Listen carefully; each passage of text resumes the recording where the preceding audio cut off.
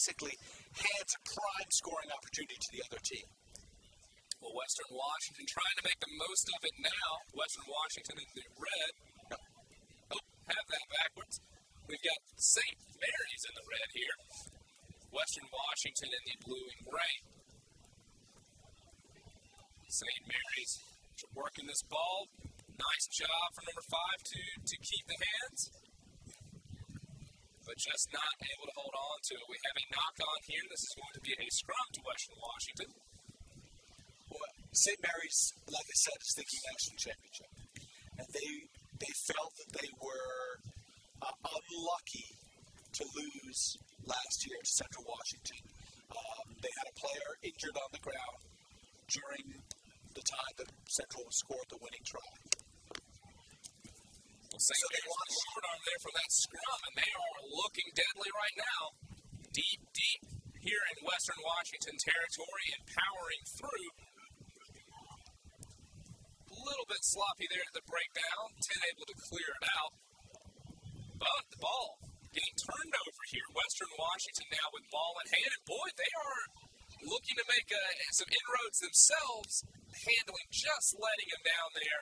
Well, that's Quentin Wilms. That's one of their BC recruits. He's a freshman out of British Columbia. Played for the British Columbia select side of the under 19.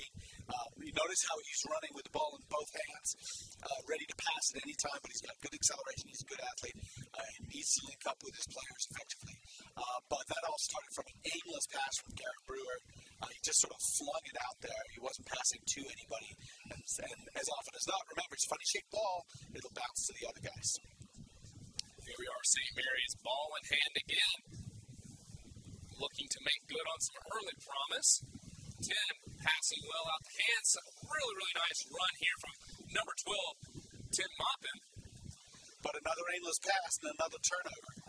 Western Washington here with some really clever. Look at this. Ball on the outside. Nice run from number 7. Not able to spin out of it. Western Washington giving St. Mary's, who, as you said, national title contenders and certainly aspirations for, but Western Washington giving all they can handle. Yes, well, they're moving the ball, but they had a turnover there, tried to do a little bit too much. You get the feeling here that we're for a little bit better hands. Western Washington could be in the lead, but St. Mary's on some sloppy loose play here where both teams seem to be breaking down a little bit in terms of their shape. St. Mary's making Western Washington pay.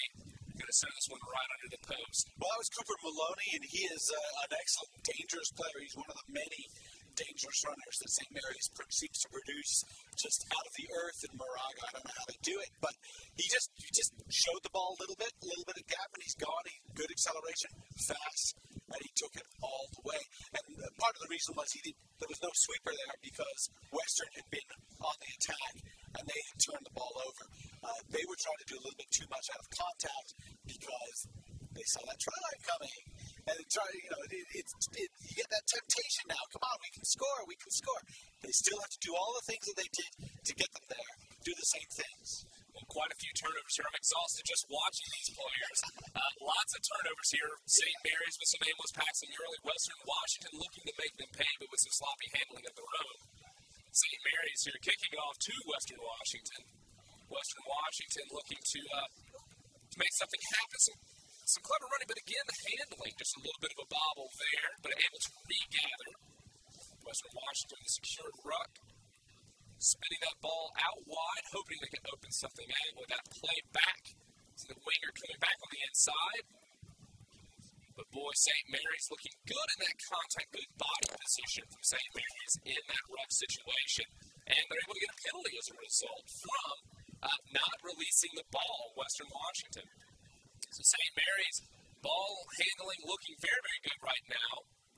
We've got number 12, Tim Maupin. It was some great running here, but Western Washington, again, fantastic in the breakdown, but a penalty to St. Mary's. Diving over it looked like from Western Washington. And so we have them going back to the mark. St. Mary's setting up here for a quick tap, and they are looking to put one in. So here we are, nice breakdown work from St. Mary's, getting that ball back in, recycle quickly. And here we are, some nice continuous passing there, and St. Mary's looks to be not quite in the try zone at this moment. But there it is. No, good tackling again. And St. Mary's penalized for holding on to the ball after being tackled. He's tackled to the ground. He just got up. He didn't place the ball or anything like that.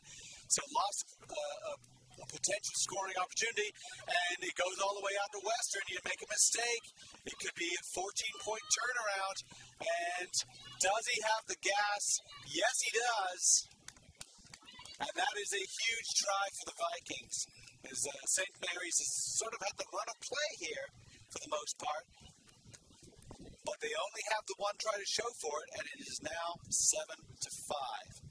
Well, fantastic effort there from Western Washington. And the handling has been a bit sloppy here from both teams, and honestly, both teams being made to pay for that situation. Obviously, St. Mary's down deep in Western Washington territory. You're thinking, surely they're going to get the score. Maybe a bit of that white line fever as we saw in our previous game, and what looked like a certain score actually turns to go the other way here. Western Washington running it in. By thinking that you should have scored a try, and then getting up with the ball in your hand after you've been tackled, you commit a penalty. The other team gets a tap, and they go. And everyone's been thinking, you're right, they've been looking at that try line thinking, we've got to score a try, And then Western scores on the other end. That's the concentration. That's the mental aspect. That's extremely important, especially when you're in the opposing red zone. Well, such a pressure environment here at the 2012 USA Rugby College 7 National Championship. Sometimes it's tough. They feel this pressure. They feel like they have to make it all happen early, and you see those mistakes happen. But nice restart here. St. Mary's taking that high ball and a good run here, running with some authority, getting deep in Western Washington's territory, running right up the center. Number 13, St. Mary's. We are looking at James Jones, who just had a really, really nice run there. And has a ball back in hand, doing a good job to try to keep his feet in contact. Not quite able to do it. Number 9, a bit isolated on his own. Central Washington making it a little bit sloppy there for St. Mary's. But now it looks like St. Mary's has numbers out wide.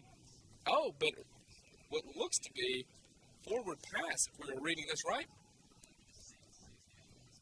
And that is going to be time. I think that is halftime, and they almost scored again. Michael Haley was involved in that movement several times. Usually just picking it up and just moving it and passing it out, not trying to do too much. James Jones likes to go by Bubba. A really effective runner in contact. It's also got a good sidestep. But I think really disappointing first half for St. Mary's. They did have the ball. They had the ball in the opposing 22 4 times. They came away with 1 try. Too much white line fever. Not using the ball effectively the way they did in the middle of the field down by the try line. And as a result, they even gave away. You could actually say their red zone performance was not only failed 3 times to score, but they actually gave away a try because it was what they had done on the try line that turned into a try for Western Washington. So I would say Gales should be disappointed. It's only halftime, so they're going to come out. I would expect them to come out and execute better in the opposing 22 the second half. Certainly Western Washington making St. Mary's pay. Sort of a surprise there, but they did, all credit to Western Washington. Certainly making St. Mary's those handling mistakes, maybe a little bit too much aggression, making him pay. And as you say, pretty even score line here. Big shocker. St. Mary's, heavy favorites coming into this, but Western Washington looking the goods. Well, nobody, they're up there in the top left-hand corner of the country. Nobody pays any attention to Bellingham, Washington. They know that. They know that nobody is really expecting anything of them. And I'm sure that coaches have said, you have absolutely nothing to lose. Nobody cares about you. Nobody is paying attention to you. So go out and play some rugby. Well, they're looking the goods right now. Certainly putting St. Mary's under a bit more pressure than they were expecting. And we are about to get kicked off in our second half here. St. Mary's with the kickoff. Nice high kick. St. Mary's, great job contesting that and able to win their restart here. We've seen a lot of teams get punished when they're not able to win that restart. But St. Mary's, unfortunately, handling, sort of story of the day here, letting them down. Referee said play on for both of those. Letting them play on, and a nice run here from number 7 for St. Mary's, Kelly Harris, with a score under the post. And what looked to be a knock on, referee says play on. You play to the whistle. Yep, he said 2 drops went backwards. He just said go. The players in Western don't really like it, but that's the way it goes. Kelly Harris actually plays lock for the Gales in 15s. But he showed a good turn of pace there. He's a big, strong guy. That's his job, to bust up the middle. Well, it's always a dangerous combination. He's a shockingly big sevens player for the amount of speed you just saw. And boy, as a defense, you hate to see that sort of thing. You'd rather have them big and slow, but when they're big and fast, it just makes life really, really difficult for you, as we saw there with the score from Kelly Harris. Well, St. Mary's kicking off again. Did a great job to get a hold of the ball last time. See if they can do that again. The Western Washington able to recollect and actually make a nice little run here. Ball going backwards. That was Robert Bamish on the take, and he did very well and set this up. Number 4, nice little run. Over the head hook pass. Actually goes to hand. Nice tackle from St. Mary's there, but Western Washington, they are not giving in. The underdog tag seems to serve them well here, and they are making St. Mary's have to work really hard for this game. That's Gavi Grossman. He's another good, strong player for the Vikings. Quick on the ball. But a penalty in the tackle. Seems the player's getting a little too happy to pick those feet up and spear them down. But Western Washington there trying to bowl them over and a head-on run.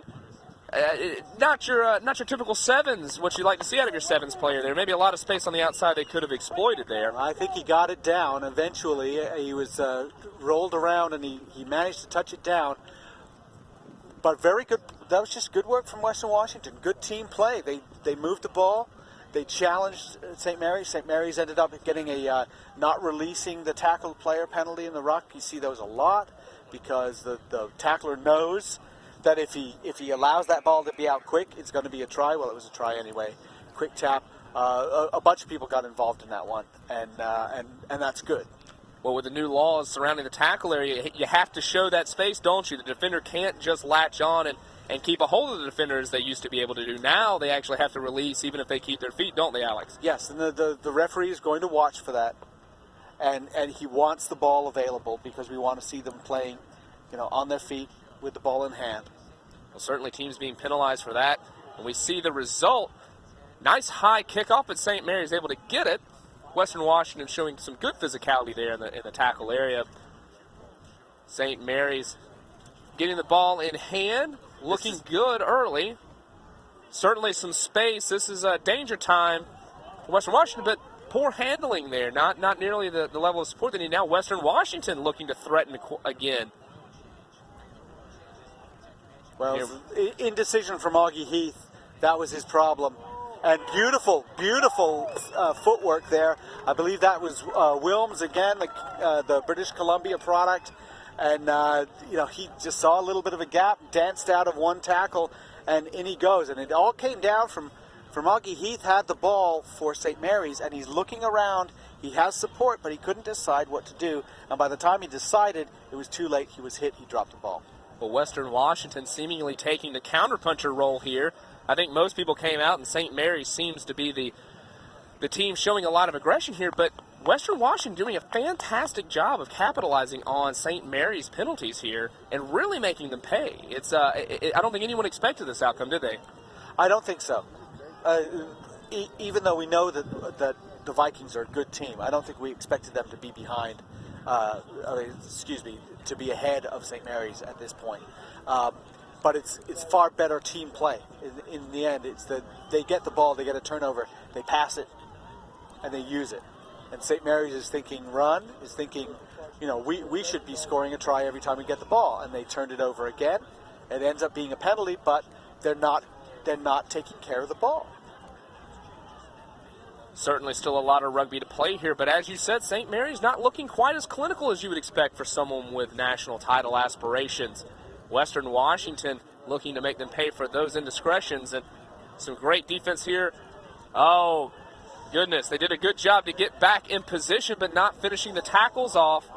But a knock-on from St. Mary's, sort of story of the day for these guys. They did a good job to evade some tackles, some good cover tackling, or some good cover defense. Tackles don't quite get made.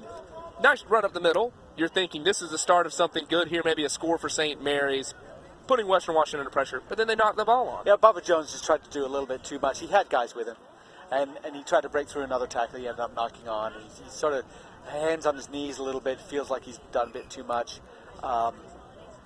And actually, Bubba Jones is a fairly brittle player. He's a little bit injury prone. So you've got to be careful. There's just that air of desperation that you see from a team, even sometimes when they're ahead, because they're not ahead by as much as they want to be. Well, probably an uncomfortable and unfamiliar situation for St. Mary's. At this point, still plenty of time to get a score in here. St. Mary's can definitely make it happen with the athletes and the caliber of team that they are. They're going to have to make something happen here. Number 15 spinning out of a few tackles here, really making this Western Washington team work. But so far, Western Washington showing that they are up for the task. Can they hold? Not much time here. If St. Mary's is able to get one in, you have to think this is probably the ball game here. Last defensive stand. Who's going to come out with it? He's got it. And St. Mary's there, just with enough right at the death. Well, they finally used the ball. They were just jamming it into contact, and that's okay if you're doing that to suck in defenses, but it just seemed like there wasn't really a cohesion there. But finally they got it going a little bit, and we had a couple of good rucks, and then they spun it wide. And when they spun it wide, they have guys who have good handling and guys who can run, and that was an excellent try on the corner. Well, boy, if you're Western Washington, what a disappointing outcome that has to be. Unfortunately, just not able to pull it out against a top-ranked team, but boy, they came close, and they did the goods there in the end, really, really pushing St. Mary's all the way to the end. They certainly did, and that's going to wrap it up for the game. 1915, St. Mary's wins over Western Washington, and by the way, Lindenwood did beat San Diego State. We are done for a little bit. We're going to take a 20-minute break, and when we come back, we will resume with the Emirates Airlines USA Rugby National College Championships. But we're going to take a break for a little bit after these announcements and be back in 20 minutes. Absolutely. But before we leave, we did want to thank our sponsors. So thank you again to our title sponsor, Emirates Airline, for hosting the 2012 USA Rugby College Sevens National Championship in College Station, Texas. Also, many thanks to the following USA Rugby sponsors: Canterbury, AIG, Gatorade, and Gilbert. And if you haven't already, make sure to subscribe to our YouTube channel at youtube.com/USA Rugby TV. Follow us on Twitter at USA Eagles Rugby. Use the hashtag College7s to join the conversation. And make sure you like us on our Facebook page at facebook.com/USA Rugby. Back to you in 20 minutes.